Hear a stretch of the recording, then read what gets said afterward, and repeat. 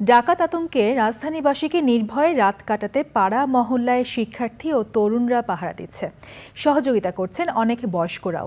পুলিশবিহীন রাতের শহরে লাঠি হাতে রাত জেগে পাহারা আর চেকপোস্ট বসিয়ে তল্লাশি করছে তারা। আতঙ্ক কাটছে নগরবাসীর। বাজারে অতিরিক্ত মূল্য রোধের পাশাপাশি চাঁদাবাজ দখলদারদের বিরুদ্ধেও সোচ্চার শিক্ষার্থীরা। আক্তার হোসেনের রিপোর্ট।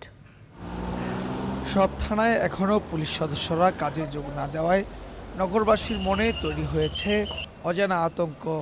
তবে সেই আতঙ্ক কাটাতে এগিয়ে এসেছে ছাত্র জনতা।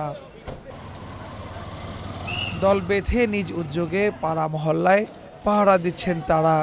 এমনকি সড়কগুলোতে দিনের মতো রাতেও চেকপোস্ট বসিয়ে সন্দেহভাজন গাড়ি তল্লাশি করা হচ্ছে। আমরা গাড়িগুলো চেক করতেছি, কারণ কিছু অবৈধ জিনিসপত্র পাচার হচ্ছে। ইভেন আমরা অস্ত্রও পেয়েছি বাংলা মোটরে, তো এই জন্য আমরা অনেক গাড়ি চার্জ করতেছি।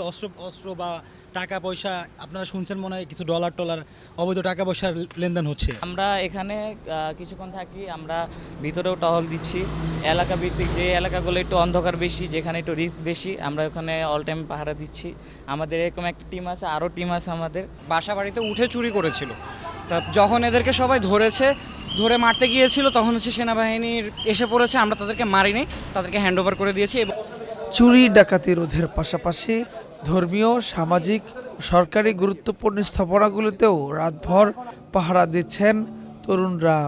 ধর্মীয় সংখ্যালঘুদের সুরক্ষায় রাত দিন মন্দির গির্জায় নিরাপত্তা নিশ্চিত করছেন ছাত্র জনতা।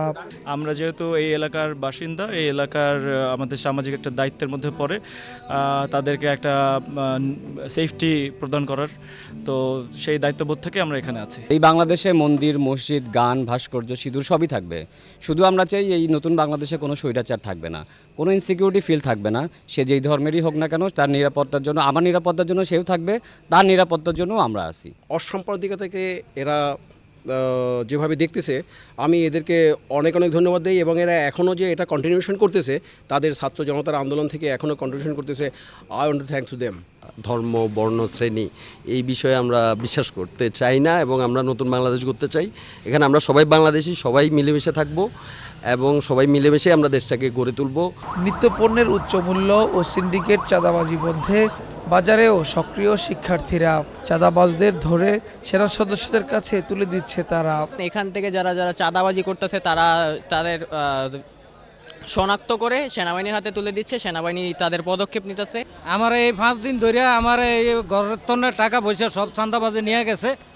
হ্যাঁ, আজকে আমরা ছাত্র আর সেনাবাহিনীর সহযোগিতায় আমাদের ব্যবসা বুঝিয়ে দিয়ে গেছে।